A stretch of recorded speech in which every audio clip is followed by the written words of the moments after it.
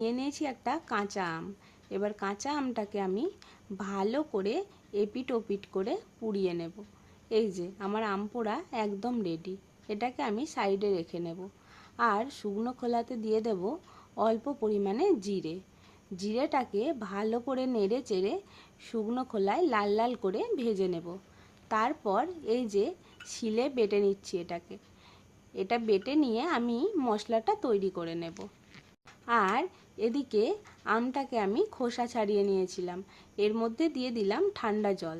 তারপর আমটাকে ভালো করে মেখে নিলাম। এবার ছাঁকনির সাহায্যে ছেঁকে নিলাম। তারপর দিয়ে দিলাম এতে পরিমাণ মতো চিনি আর অল্প পরিমাণে বিট নুন।